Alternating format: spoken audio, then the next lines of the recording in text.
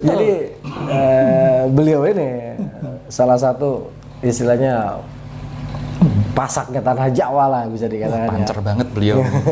Jadi bukannya mau ngaku-ngaku nih Ki. Kameranya nangkep ini bingung.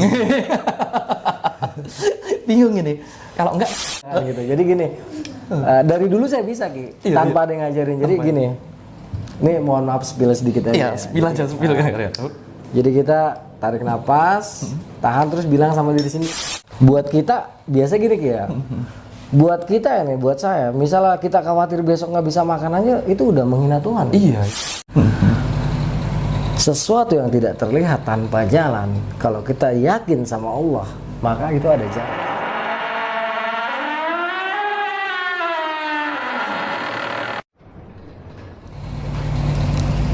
Selamat datang kembali kawan-kawan dari dunia lain.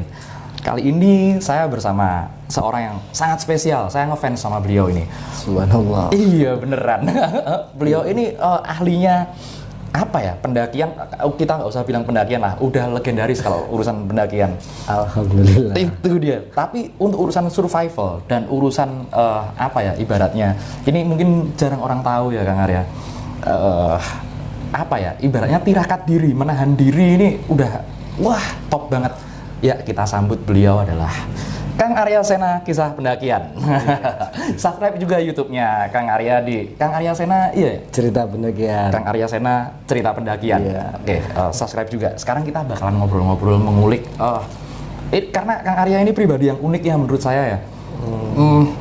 Seseorang yang ibaratnya menyembunyikan diri lah kalau saya boleh bilang. Lebih begitu. Iya, menyembunyikan diri sebenarnya ya Kang Arya. Mungkin orang-orang taunya di surface, di permukaan. Kang Arya ini cuman mendaki ada pengalaman horor, mendaki ada pengalaman yang aneh-aneh gitu iya, ya. Betul. Yang banyak orang nggak paham Kang Arya. Sebenarnya kenapa sih Kang Arya itu kok deket dengan hal-hal seperti itu? Awal mulanya boleh diceritain Kang Arya? Bismillahirrahmanirrahim. Ya gimana ya. Jadi kalau menurut tutur dari almarhum nenek, kakek gitu, juga beberapa sepuh lah. Ya kita memang masih ada garis lah gitu ya. Masih ada garis ya. Cuman yang sering diceritakan itu hanya dari Demak sama dari Jogja. Tetapi awalnya saya nggak terlalu percaya karena apa ya, lama-lama kok saya ngerasain kok mudah sekali bersentuhan dengan hal-hal gaib tuh. Lama-lama semakin dewasa semakin mikir lah ya. Iya. Kenapa sih orang-orang kalau mau ngelihat hal-hal gaib tuh kalau nggak sengaja mereka harus belajar dulu lah. Harus gitu. belajar dulu. Saya kan nggak pakai belajar gitu kan, nggak pakai tirakat. Cuman hobi saya tuh emang puasa dari dulu. Puasa juga sholat yang di luar batas lah bisa dikatakan. Kalau orang-orang cuma 5 waktu, saya bisa lebih dari itu gitu. Iya. Nah ini sebenarnya awal-awal bingung gitu Ki.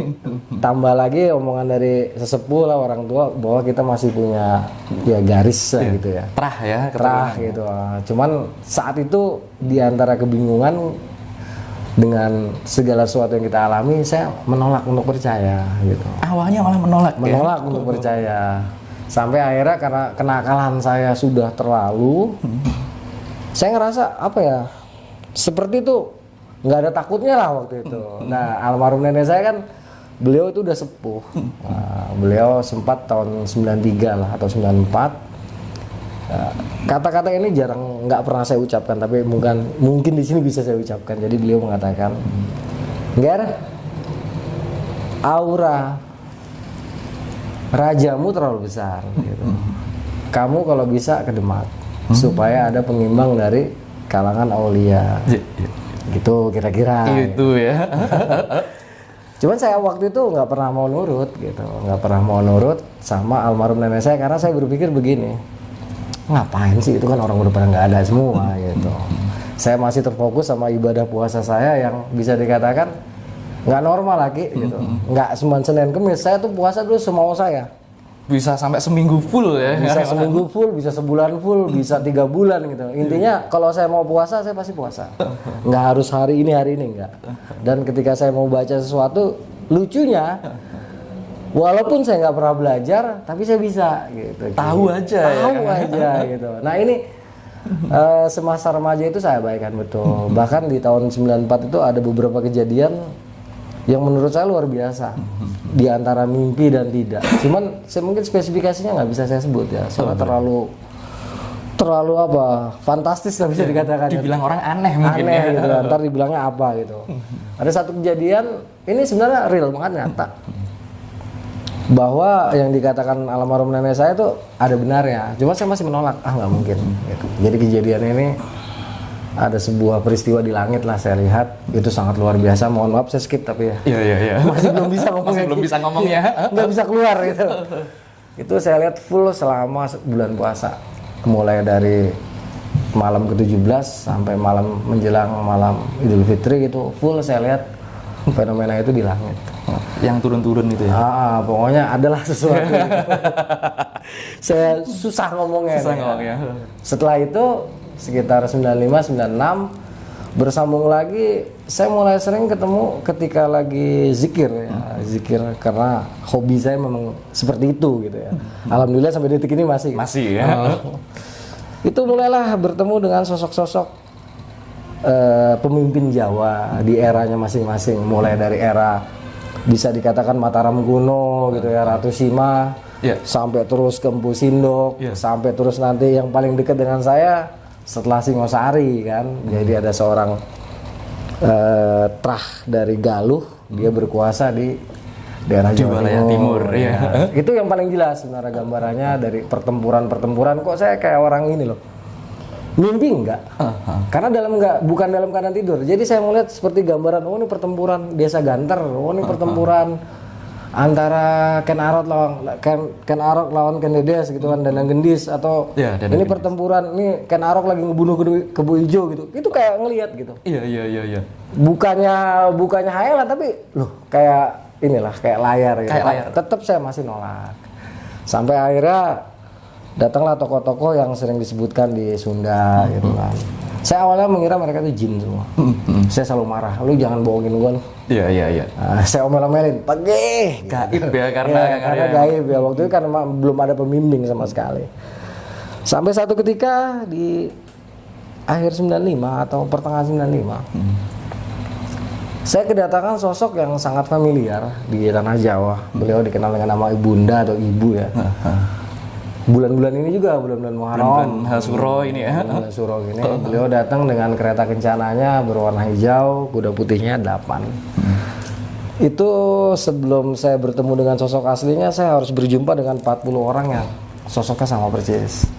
Itu godaannya harta, pusaka, kesaktian, pokoknya macam-macam tuh. Setiap orang menawarkan, cuma saya bilang enggak mau. Setelah semuanya saya tolak, barulah itu beliaunya ini langsung ngelus kepala kan, ger, bagus. Terus saya dititipkan senjata berbentuk kujang. Kujangnya itu kecil segini mungkin lah, sejengkal gini ya. Cuman full emas semua. Full emas, ada emas putihnya sama emas yang biasanya gitu. Terus ada taburan mutiara sedikit. Terus ditaruh di telapak tangan itu dibilangnya 7 tahun. Kalau kamu nggak suka 7 tahun dia baru lepas. Baru lepas sendiri. Sendiri. Nah disitulah saya baru ngerasa aneh aneh karena setelah itu barulah saya bertemu dengan sosok yang Ki Gambar tadi itu. Iya, yang tadi ya di Ki Gambar itu ya. Sebut aja beliau lah gitu ya. Susah banget ngomongnya ya. Rahasia. Ini sebenarnya masuk ke wilayah semi aurat ya Kang Arya ya sebenarnya. Sensitif banget. Mulailah beliau ini rajin, istilahnya selalu memberikan petuah. Jadi saya waktu itu dibilang banyak banget mengetahui hal-hal yang orang nggak tahu aneh. Jadi apa tuh, saya kadang-kadang ngelihat visi ke depan, ntar kejadian sendiri. Cuman saya nggak boleh ngomong gitu. Ntar giliran udah kejadian saya pun nggak boleh ngomong tuh kan begitu. Seperti yang paling jelas ketika 98 di mana saya diberitahu oleh beliau ada matahari kan kembar Nah, setelah matahari kembar, saya besoknya melihat Bung Karno dan Pak Harto bergandengan tangan keluar Istana Bogor. Keluar dari Istana Bogor? Satu hari sebelum Pak Harto turun. Jadi sekitar tanggal 20 Mei 98, saya lihat Bung Karno gandeng Pak Harto keluar dari Istana Bogor naik beca. Wah, rame-ramenya itu. Itu lagi rame. Itu Ki, saya loh kok saya langsung bilang ke teman saya waktu itu. Si Tilek kalau nggak salah, Lek, besok turun nih Pak Harto. Saya bilang, wah lu sok tahu lu kayak gitu. Karena itu jelas kan digandeng sama Bung Karno kan keluar di sana. Ternyata benar gitu. Banyak banget hal-hal yang kayak gitu. Cuma saya nggak bisa cerita yang berhubungan dengan kejadian nyata. Itu saya udah lihat sebelumnya gitu. Itu aneh. Tetap saya masih nolak. Banyak pusaka kayak orang banyak mungkin baru tahu yang namanya tombak baru kelinting lah, apa Kiai Pleret atau Kris Setan Kober. Itu ada Ki, cuman saya nggak pernah mau Ki. Memang ada beneran dan Kang Arya udah ditawari. Sudah lihat, sudah silakan pegang Ger gitu kan saya panggilnya Ger gitu. Cuman nggak pernah mau saya Ki. Saya nggak nyari itu, saya bilang gitu. Saya cuma nyari ketenangan jiwa. Ya udah cari ketenangan jiwa. Gitu kan, cari bisa nggak gitu. Ternyata wanita Ki. Godaan lagi. Saya bergelimpang wanita pada saat itu. Ampun dah, tobat ampun saya itu. Dan itu berlangsung sampai 2010 lagi. 2010. Saya abaikan terus sampai akhirnya mulai sedikit apa ya? Ada pembimbing lah ya, pembimbing. Saya ketemu beliau ini tahun 2004. Tapi saya abaikan gitu. Di Bandung saya ketemu. Dan lucunya beliau ini setiap saya ada kesulitan di mana saya bener-bener nggak megang uang lah atau kelaparan lah, beliau tuh selalu ada. Lucunya tuh selalu jadi tukang servis jam nyamar. Tapi beliaunya ini memang nemuin Kang Arya dalam bentuk manusia ya? Betul manusia, betul nyata wujudnya, nyata kasar dipegang bisa gitu. Tapi ya lucu. Dari dulu sampai sekarang ya begitu-gitu aja gitu. Nggak ada perubahan gitu. Tukang jam itu ya. Dan memang secara fisik nggak berubah juga? Nggak sama sekali gitu. Dari sinar wajahnya, cuman telunjuknya aja agak petil sedikit di sini. Ini ciri khususnya. Ciri khusus. Telunjuk atau kelingking ya, antara dua itu. Dia nggak sempurna nih, agak petil di sini. Jadi saya ngapalinnya di situ aja. Wah beliau. Cuman gini saya kan selalu curiga itu jin ya. Sampai akhirnya jinnya protes ke saya gitu bisa dikatakan. Lo gue lagi ngopi juga disalah-salahin mulu, taruh kata begitu lah ya. Bahasa ininya lah kalau diceritain panjang ini. Saya akhirnya berhenti tuh nyalain jin habis itu. Terus siapa gitu kan. Lo kamu harus cari. Gitu. Adalah salah satu tokoh di tanah Jawa yang di era mungkin 1400-an ya. 1400-an ya. Beliau cukup terkenal juga di Pantai Utara gitu. Oke. Beliau tuh penasehat lah, bisa dikatakan penasehat. Awalnya saya sangka itu tetap jin kok. Saya enggak. Beliaunya ini Kang Arya sangka jin. Pokoknya saya waktu itu karena waktu itu saya belum ngerti gini, bahwa manusia punya energi. Energi manusia walaupun dia meninggal, energinya tetap energi orang hidup, energi manusia yang nggak akan berubah jadi energi jin gitu kan. Jin ya jin gitu kan. Makhluk hidup kayak batu, besi, apa itu energinya beda lagi gitu kan, pohon ya. Terus energi hewan beda lagi, energi pokoknya itu saya belum tahu Ki waktu itu. Saya cuma pukul rata ini jin semuanya. Marah dong beliaunya kan gitu. Sebenarnya marah Ki. Gitu.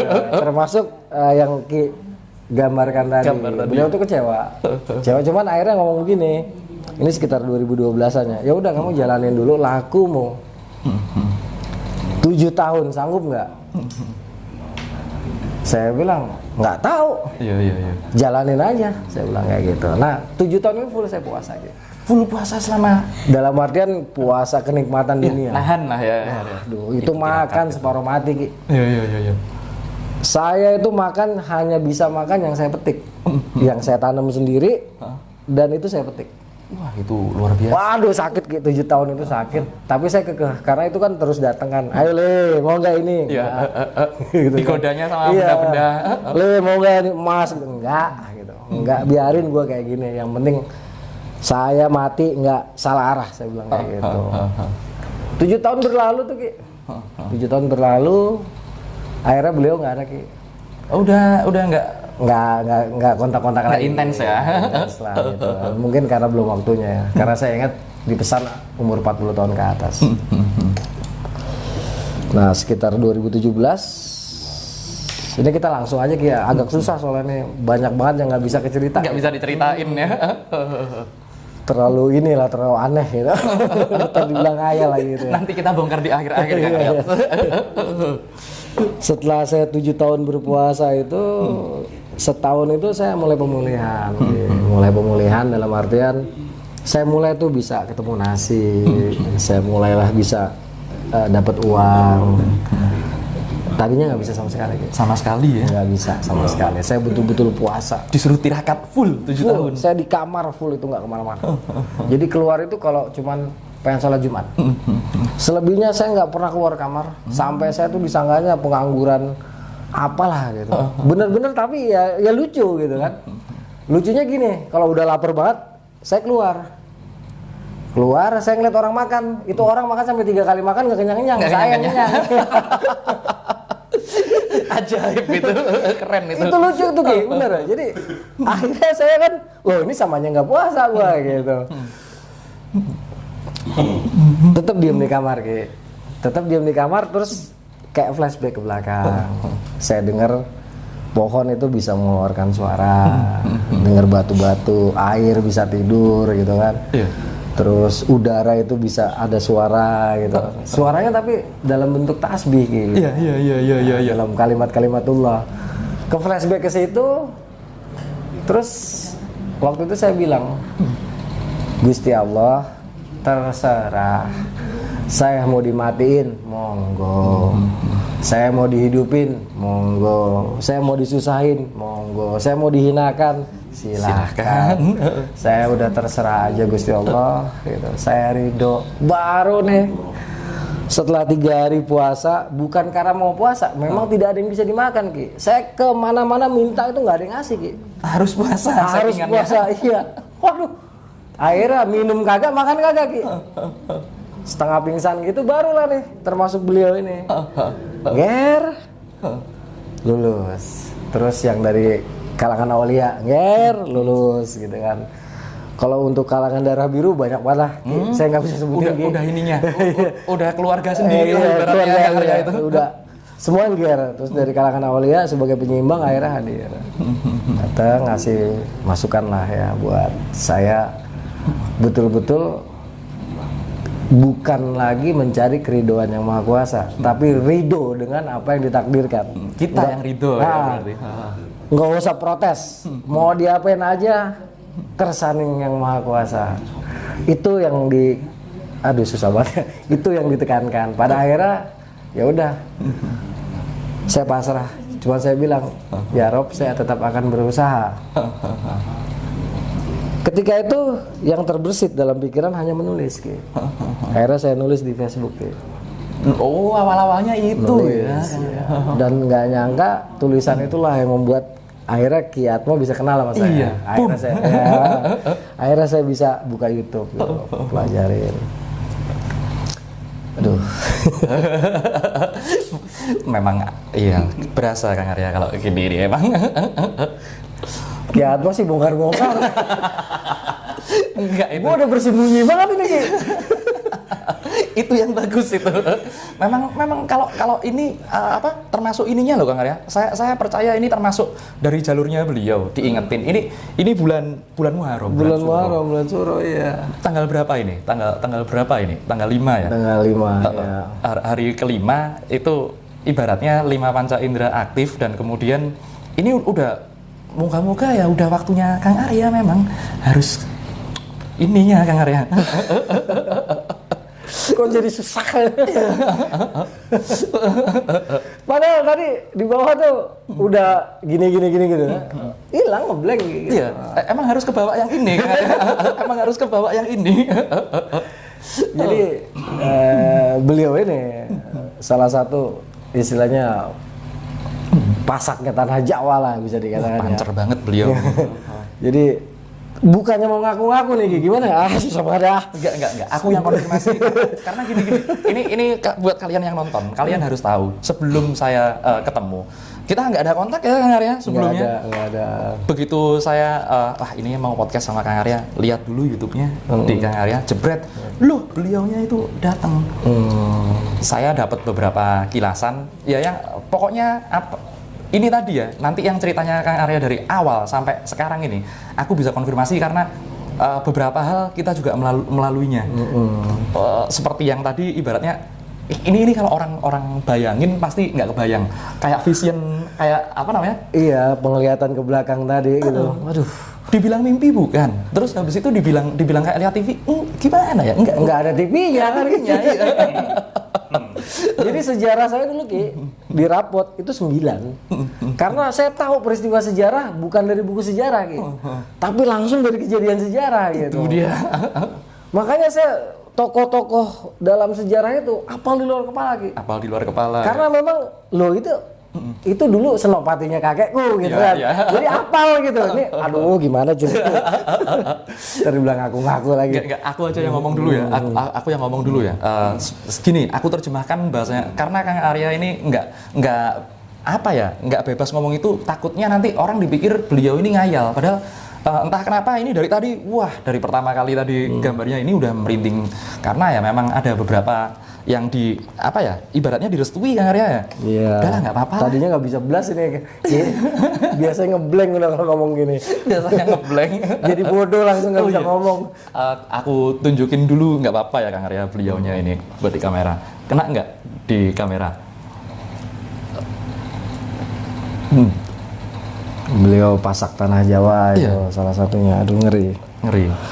Wah ini aja kameranya nangkep ini bingung. Bingung ini. Kalau enggak nanti tak fotonya aja, tak masukin di sini. Oke. Nah, ini dia. Jadi aku konfirmasi dulu. Sebentar. Aku konfirmasi dulu kalau ceritanya yang ditemui oleh Bunda itu, Kang Arya. Entah kenapa ya, aku beberapa kali Kang Arya. Itu kalau jalurnya nggak sama, nggak bakalan jadi. Betul, okay. Itu dia ya. Betul, harus ada itu. Iya. Kalau nggak bakal bisa. Nggak bakal bisa. Iya. Dan 40 orang yang mirip sama beliau. Iya, memang seperti itu kalau sebelum menuju ke beliau ada yang. Nah, akhirnya kan keluar di lukisan-lukisan tuh, Kang Arya. Iya. Iya. Cuma senyum-senyum aja saya mah. Iya. Padahal salah satu ya kita spill dikit nggak apa-apa kali ya. Dayang-dayang lah. Dayang-dayangnya. Salah satu namanya adalah ada yang Nyai Mayang Sari. Itu ada, itu betul. Juga. Kalau rugi nanti kalau orang-orang nggak dirakap nanti. Untuk kita nanti. Untuk akhirnya untuk menuju ke beliau itu aku konfirmasi ya memang orang-orang yang seperti ini yang ibaratnya. Ya pernah bertemu secara langsung ya memang seperti itu Kang Arya. Jadi aku sama sekali tidak meragukan dan ibaratnya yang di pesisir tanah Jawa tadi itu adalah salah satu Kanjeng Sunan yang paling top dari ibaratnya dari kerajaan tua kemudian sampai peralihan ya Kang Arya berarti ya. Betul, paling senior beliau. Bukan paling senior, paling panjang. Paling panjang ya. Itu politisi handal itu beliau itu. Politisi, budayawan, Masya Allah, merinding. Ya merinding ya. Datang semua, aduh, astagfirullahaladzim. Penuh. Oh, ya Allah, ini udah nggak ada waktu nih, berdiri semua nih. Merinding sama kita Kang Arya. Nah, ini salah satu sisi yang menarik, Kang Arya. Jadi akhirnya Kang Arya nulis ke kisah-kisahnya Kang Arya yang pernah dialami perjalanannya itu ya. Kenapa Kang Arya kok akhirnya memilih menulis gunung dan kenapa Kang Arya dari dulu ternyata kok larinya ke gunung terus ini?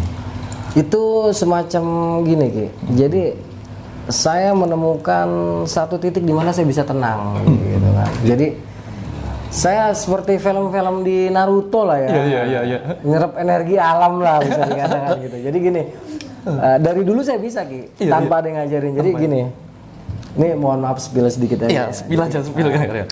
Jadi kita tarik napas, tahan terus bilang sama diri sendiri, wahai hati, buanglah seluruh energi negatif. Saya langsung ambil sikap ngebuangan. Itu kan sepi di gunung. Sepi. Nah begitu nanti udah selesai saya balik lagi, wahai hati, tariklah seluruh energi semesta ini yang positif. Itu dari dulu sebenarnya gitu. Nanti barulah saya bisa mendengarkan yang namanya hewan.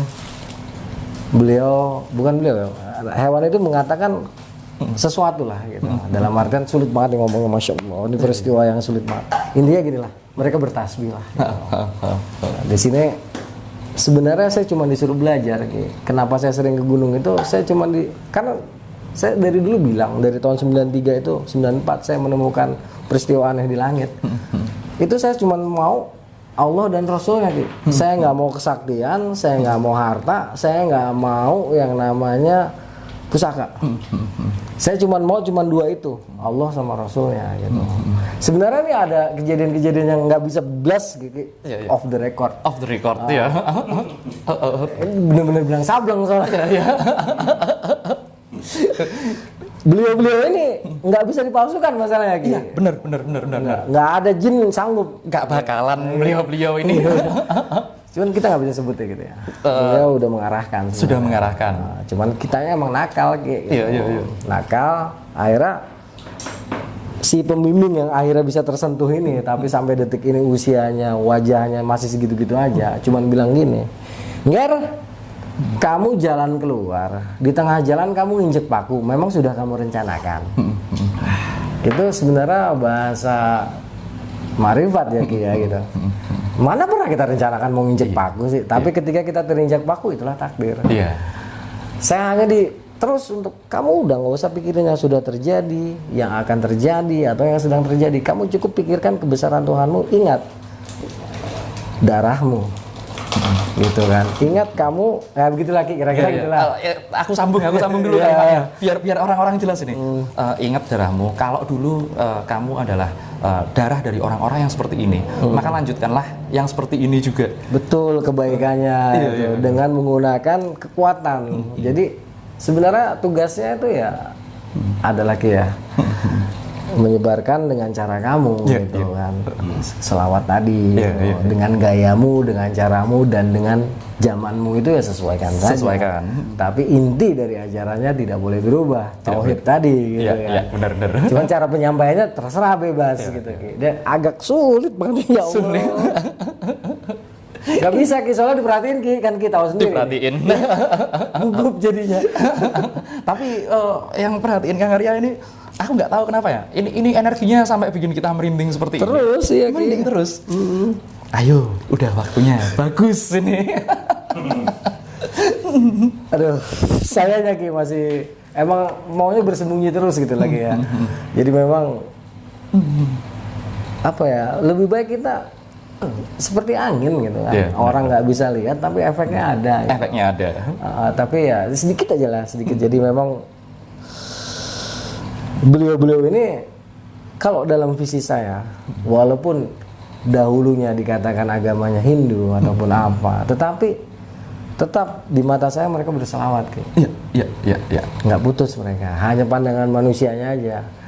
Itu dia yang beda pandangannya kita ya. Beda dengan pandangan kita. Secara lahiriah mereka memang agamanya itu, tapi dalam batin, dalam pergerakan, terutama beliau ini kan puasanya juga rajin dengan cara mereka. Dengan cara mereka. Itu tembus juga Ki sebenarnya, sehingga selawatnya masuk di situ, nur dari baginda Nabi. Itu gitu. Dia. Aduh susah banget ngomongnya ya, gimana ya? Itu aku konfirmasi dikit lah. Kalau itu memang, jadi kalau raja-raja zaman dulu, ibaratnya ya cerita lah. Ini cerita yang berkembang di masyarakat. Raja-raja zaman dahulu pada saat mau meninggalnya, mereka kan biasanya di legendanya moksa kan. Moksa ya. Moksa itu adalah tujuannya untuk hilang badan, bersatu dengan Tuhan. Betul. Nah, yang namanya bersatu dengan Tuhan itu ya tauhid kan. Betul, tauhid. Nah, dilanjutkan ya. Aku ini lagi. Berat, ya. Menyatunya penciptaan dengan kehendak penciptanya gitu. Iya. Jadi terkadang moksa ini pengertiannya seperti itu Ki ya. Tapi kalau dalam saya dengan kehendak penciptaan gitu ya. Itu dia. Menyatu, manunggali itu sebenarnya semua agama bisa, asalkan dapat tauhidnya tadi. Dapat tauhidnya itu. Karena seluruh ajaran memang asalnya dari satu Ki. Hanya saja penerjemahannya manusia kan terbatas Ki. Akhirnya ada yang dari sudut agama ini. Sebenarnya tauhidnya satu Ki. Sama sebenarnya. Sama ya. Tuh merinding lagi loh. Cuman ya itu aja secara fisik ya. Secara fisiknya. Tampilannya beda-beda. Tapi bagi mereka yang menemukan tauhidnya dapat Ki. Gitu. Walaupun ya Allah. Keren ini nggak ada di YouTube lain ini. Ini benar-benar nggak ada ini.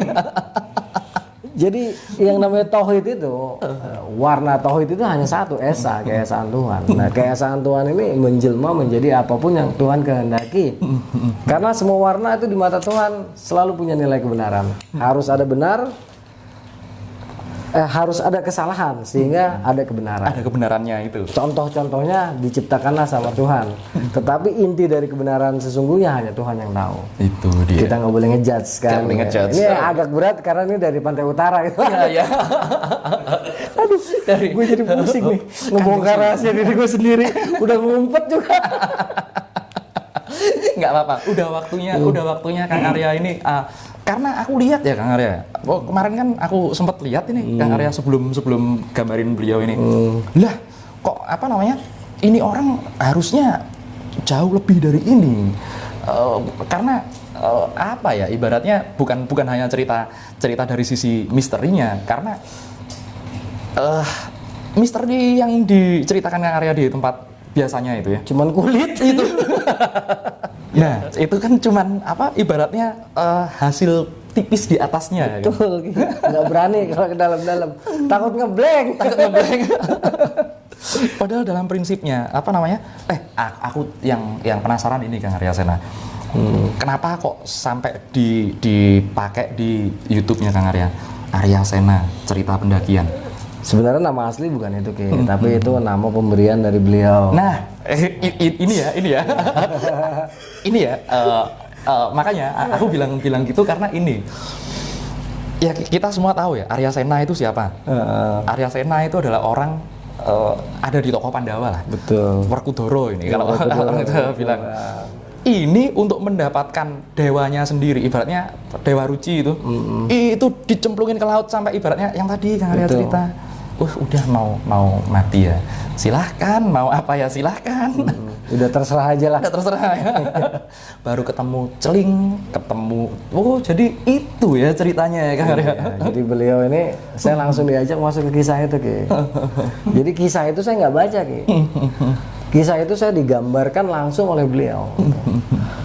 Sosok itu memang sosok saya, jadi dibilang sama beliau, kamu itu ya dia gitu. Penjelmaan lah, bukan berarti dia gitu. Kamu soalnya saya berangasan Ki. Aslinya berantem gitu. Wah, paling sangar ya, cocok sama beliau gitu. Cocok banget. Tapi paling bijak gitu katanya gitu. Akhirnya kita diajak ke dalam sebuah perjalanan, tapi mohon maaf, gimana ya? Perjalanan itu dibilang perjalanan apa? Spiritual. Perjalanan spiritual.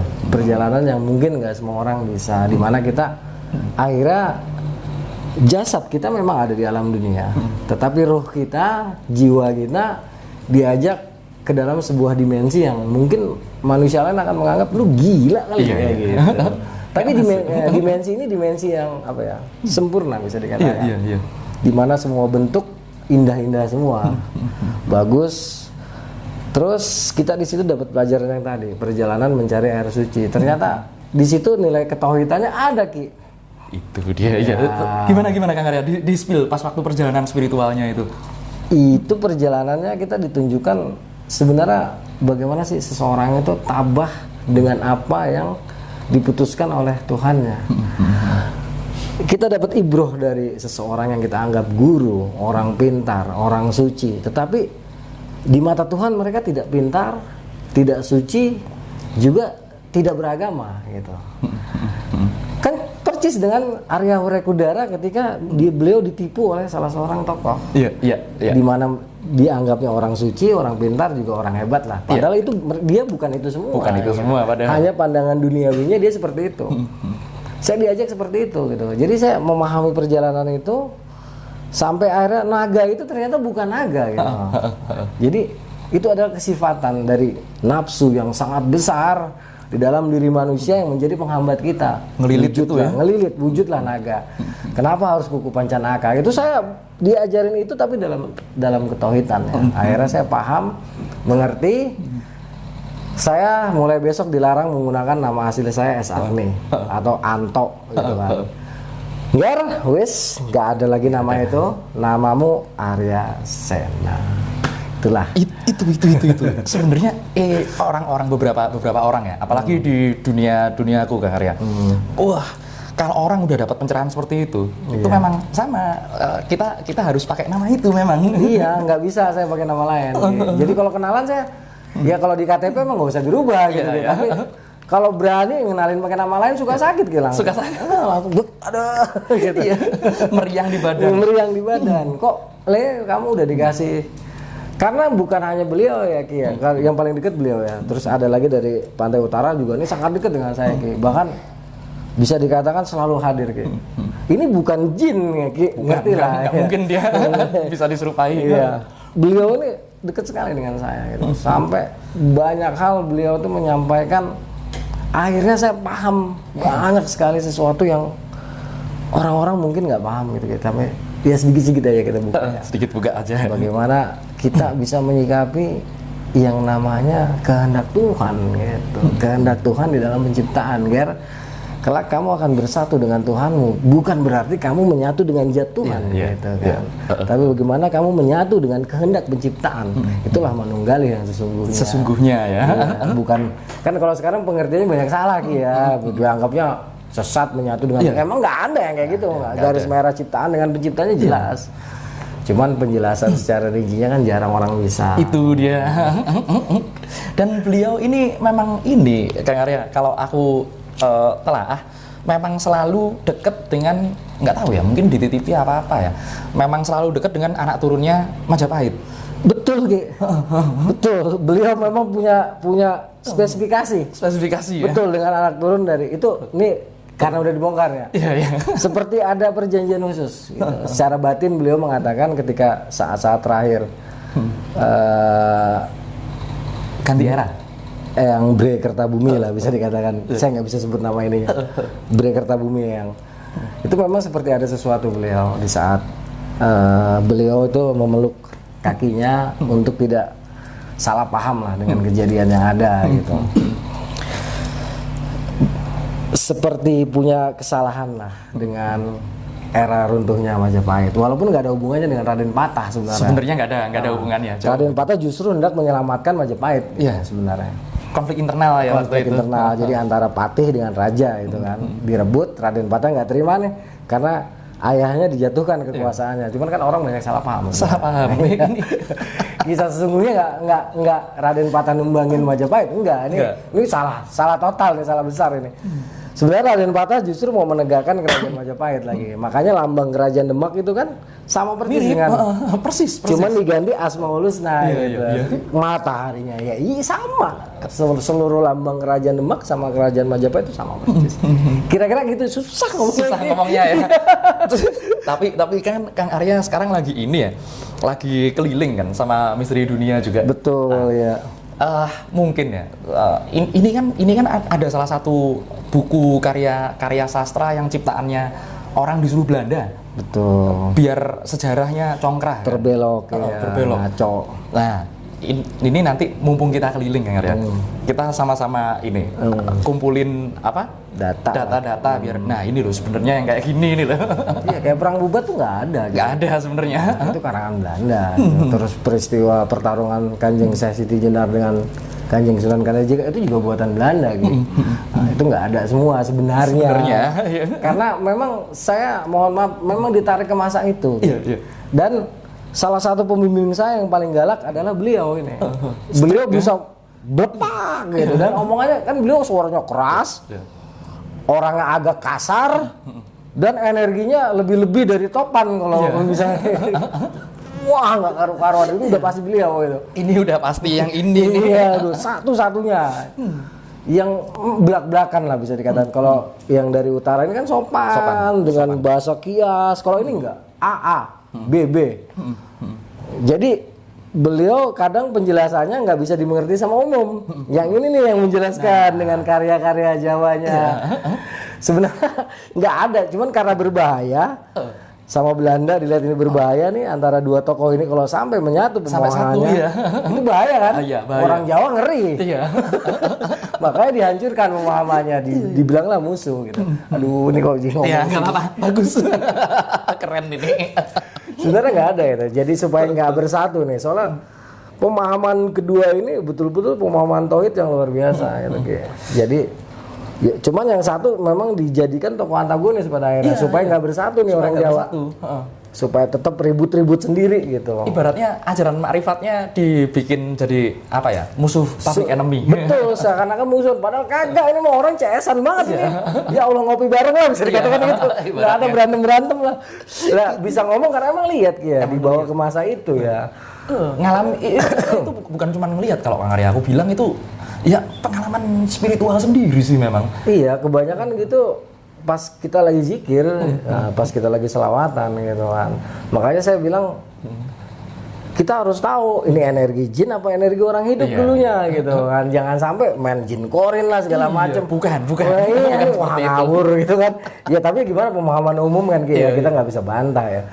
Kita harus luruskan ini karena pemahaman orang kadang-kadang iya memang nggak semua orang nggak semua orang bisa langsung datang menyerupai segala macam, karena ada di takwil mimpi kan biasanya kalau ini kalau orang meninggal datang ke kita, kalau nggak ngomong apa-apa, bibirnya diem tapi ada yang disampaikan. Itu dia. Kalau ngomong bukan. Ini kan, betul. Kalau orang sembarangan, kalau beliau-beliau kan beda ini. Enggak. Beliau mah udah nggak bisa ya. Nggak bisa sudah kalau yang itu. Modiar. Berani nyerupain modiar. Langsung dikejar panah api. Bingung yang mau nyerupain dia. Iya. Ini mungkin yang nonton ini juga tapi kalau Kang Arya yang bilang kayaknya nanti Kang Arya nggak enak bilang itu. Aku bilang aja lah, ini adalah Sesti Jenar dan Sunan Kalijogo zaman dulunya, ya gitulah. Betul. Aku itu selalu memperkenalkan diri gini Kang Arya. Aku orang Jawa yang memegang teguh budaya Sunda. Aku kan kalau kenalan sama orang pasti gitu ya. Iya. Ya satu saudara kok. Iya. Adik kakak. Iya. Karena memang itulah dunia spiritual dan supranatural. Kadang seperti yang tadi Kang Arya cerita, kalau daun tumbuhan hewan bisa berbicara, memang bisa, bahasanya nggak bahasa verbal kayak kita. Bukan, bahasa nurani di sini. Bahasa hati, jadi kita bisa paham Ki. Bisa paham. Masya Allah, la ilaha illallah. Kok dibongkar-bongkar kayak gini. Bagus. Dan kenapa akhirnya banyak pusaka-pusaka itu mau datang? Mungkin karena saya seperti itu. Kalau tempat itu berhubungan dengan leluhur, pasti saya tanpa bisa dibendung, pasti saya datang, langsung saya silat dan saya selawatan.